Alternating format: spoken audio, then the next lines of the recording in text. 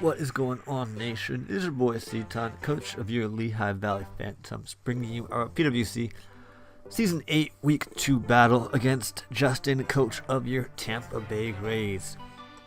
As always, a link to his channel will be in the description, and our team build will be in the description as well if you want to check out what team we are bringing.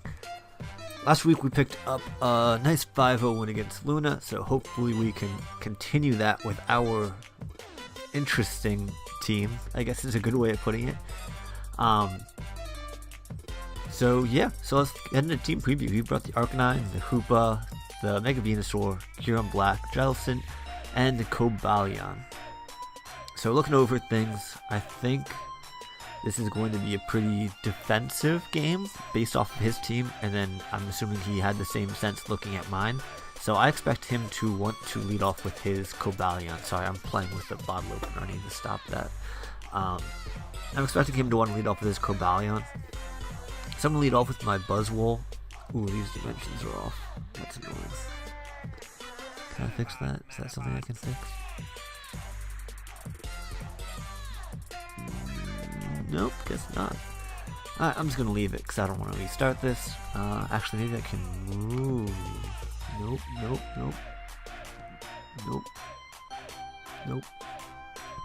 Alright, whatever.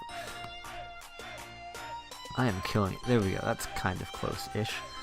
Anyway, I'm expecting him to want to lead off with his Cobalion to get up rocks.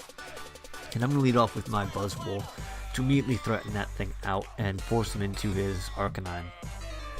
So that's what we're going to end up doing. And unfortunately, we start this battle off incredibly poorly, and we are pretty much immediately tracked by his Arcanine. Really strong lead by him. So obviously we can't stay in here. I'm not going to go hard into my Garchomp because I'm expecting a Will-O-Wisp to be coming in. Alternatively, he could go for like a sub, or he could make himself a double, expecting my Camerupt, but I'm not in a position to be able to risk this. So I'm just going to go hard into my Camerupt, since it is my defensive way of checking this Arcanine, as he's going to go for Flare Blitz, and it's a crit, which is, a little annoying, but it did 62, so that reveals to me that he is incredibly offensive, which I was not expecting whatsoever. So my Garchomp subs aren't exactly safe against this Arcanine, so that's not ideal for my team. So unfortunately, another Flare Blitz will probably take us out since he ended up getting that crit. So that's a little annoying, so we're just going to stay in and sack this thing off. I don't have the best Flare Blitz switch-ins, and if he is offensive, that means he probably has Wild Charge as well. So unfortunately, we're just going to stay in here. If this ever resumes. Come on, computer, you can do it. Oh my god. I'm pushing play, I'm sorry. Maybe if I push resume up here? Nope. So, how about this weather, am I right? There we go. Okay, wow, we are way ahead. Okay. So, Camerupt, Flare Blitz, crit, does a ton. And now he is going to reveal the Natural Gift Water, which is really cool tech on his part, revealing that crit did not matter in any way. I have a lot of HP bulk, but I don't have Fizz Def bulk, so that Natural Gift Water would have done an absolute ton. Actually, it probably would have one-shot, depending on how much attack investment he actually does have. So that being said, I believe I go into my Garchomp here, and I'm just going to throw up a sub because he's not going to want to stay in here. And yeah, now I'm going to go for the Swords Dance, I believe. Oh no, I just go straight for the Earthquake, and he reveals Magnet Rise, and that his Earthquake switch-in is Cobalion, which doesn't really make sense to me. Because one, that means he has to be Shuka, if this is his immediate Earthquake switch-in. And two, he's Magnet Rise as well. So basically, he can switch into it once on an Earthquake. If I wasn't this sub-variant, my Garchomp would have clicked Earthquake there, popped it Shuka, he would have Magnet Rose, and that's fine. I would have just switched out into something else. And then every other turn after that, he doesn't have an Earthquake switching. I guess Mega Venusaur, depending on how much Fizz Def it has, but I don't know. I don't really agree with that tech. Or maybe he isn't Shuka Berry and he was just sacking his Cobalion right away. But yeah, I don't necessarily agree with that, but cool text to him, and it ended up working. So yeah, we're just gonna switch out since you don't have fire coverage to hit it, since it is Magnet Rise and Sugar Berry. So yeah, I'm not gonna lock myself into Outrage on Cobalion. That's just silly. And he reveals that he has Hidden Power Ice. So cool tech there from him to, I guess, be more of a check. And he has Volt Switch as well, which is making me even more confused about this set. But again, I guess the momentum is nice and it's working out for him. So goes into his Arcanine. Good switch on his part. The Intimidate drop will allow him to make this Buzzwole pretty much useless. I wasn't willing to make the switch a hard switch because he does have the Volt Switch, and I knew that was an option moving forward in battle. So yeah, that's going to be annoying for my team. But yeah, we fire off a Leech Life expecting the Venusaur on the switch. Instead, he goes into his Arcanine to get the Intimidate drop. And yeah, we're just going to go hard into our Manaphy because, you know, I don't think he's going to go for Wild Shards, but sure enough he did. So good for him predicting that switch as well. Yeah, Justin is just absolutely fisting us right now. But knowing that he's not going to want to stay in here, he's no item, so I know he is no longer Pasho Berry. He was Pasho Berry. But he's not going to want to stay in, so I'm just going to go for the Tail Glow. As he's going to switch out into his Jellicent. So here I make a misplay. I go for a Psychic right away. Instead of doing that, I should have Tail Glowed again, because there's nothing really that Jellicent can do to me, except Giga Drain, which I actually forgot that he got Giga Drain. So I should have Tail Glowed again there. Instead of doing 43, I would have just killed this Jellicent, and actually I think I just won the game at that point. Depending on how much a Volt Switch would have done to me from the Cobalion. I think he would have had to Volt Switch out and then sack another Pokemon, and then he would have gotten the kill with Volt Switch the following turn. But I would have been in a much better position. Regardless, I did not do this. I just fired off a Psychic right away. And not wanting my Manaphy to die, since it does have some potential late game, I decided to switch out. Go into my check to this at his Celesteela, and he goes for the Giga Drain. Again, safe play. And now he goes for the Substitute, which, again, I really don't agree with, because, like, it obviously is working because I am defensive Celesteela, but I pretty much never bring defensive Celesteela. Like, if I brought a standard offensive Steela, either Giga Drain would have broken it, or Acrobatics on the set that I usually bring would have also broken it. So, don't really agree with this play either, but hey, I mean, it worked out for the team that I brought, so it's going really well for him. He goes for the Recover, and I am hard-walled by this set. I get a lucky crit, I guess, here, but that's not going to do anything because I still need to get either another crit, or I need to get flinches. Not flinches, I need to 2 Air Slash to get through it. So at this point, I'm basically banking on him not getting a Scald Burn.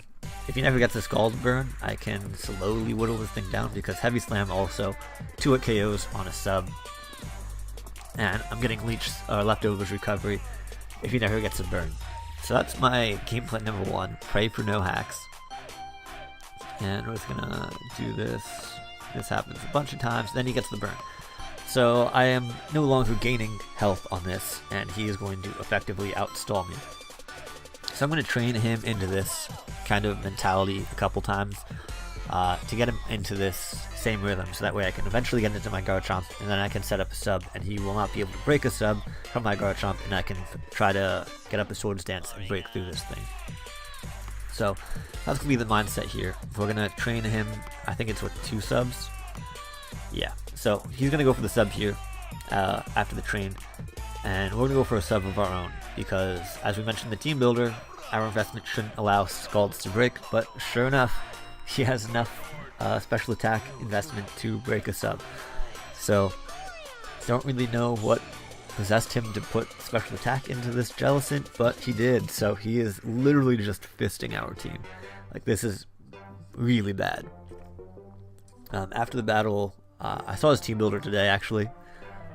So I saw that he is 52 special attack investment, so the max damage he can do is 26. And yeah, that's really unfortunate that he got that high of a roll, 1. And 2, he has 52 special attack on his Jellicent. I didn't really pay attention to what it was for. I more or less wanted to see what the EV spreads were on each of the sets. But yeah, good for him. Set definitely worked out. Those 52 special attack EVs pretty much kept him in complete control of this game. So I'm just going to fire off an Earthquake. He goes for a Scald, gets another max roll at 20. Well, it's not max, but it's almost max at 25.8, and he gets the Scald burn. So now I need to blow my Z move on this instead of being able to use it on the likes of Venusaur. So that's annoying. We need to use a Z Crystal in order to get a kill on this thing, and sure enough, we actually get the KO on Jellicent. But we're so far behind. We're just going to Swords Dance because pretty much anything he does will kill us. He misses a Leech Seed, which is lucky on our end. And expecting him to just Synthesis off this damage, since I am a burn to Garchomp. And Earthquake hits literally everything on his team. I expect him to just stay in, so I'm going to go for an Outrage, hope to get like a crit or some lucky break, and then he won't Synthesis off all the damage. Instead, he goes into his Cobalion, which, again, I don't really agree with because I still have a Buzzwolf sitting around that could carry Earthquake. I also have a Staka that could be carrying an Earthquake. Like, I still have a lot of threats that have, well, I have 2 threats that still could have ground coverage that you're going to want to keep the Shukaberry for. But, I mean, again, I went for Outrage, so it worked out for him. And now Burn Damage will take me out. I'm going to go into my Buzzwole, which is a misplay here on my end. I should have gone into my Celesteela. He revealed that he has Volt Switch, but like Volt Switch isn't going to do anything because I'm a Celesteela, and I'm very especially defensive. It also would have allowed me to get some initiative with the Heavy Slam or the Air Slash. I probably would have Air Slashed anticipating the Arcanine, but this basically just allows him to get a slow Volt Switch, and I only have... I guess I could have gone for Facade instead of Drain Punch or Leech Life, but he has Venusaur to take the Drain Punch and an Arcanine to take the Leech Life. So this was silly on my end, but at this point I have literally no shot at winning. Spoiler alert, if you haven't noticed, from the way this battle has been literally handling me, I'm not going to win this game. He's going to Volt Switch out, and I predict the Arcanine since it was a switch last time. Go for the Drain Punch. He goes into the Venusaur, continuing to just fist me. And yeah, now I'm going to make my switch into Manaphy, just sacking it off. Again, in hindsight, I probably should have gone into Celesteela, given that the only thing he could do is Leech Seed me, and then I could have pivoted around. But again, I'm so far behind at this point, there wasn't really much that could be done. I'm going to go into my Sakataka. Basically, my game plan at this point is to get crits with Stone Edge.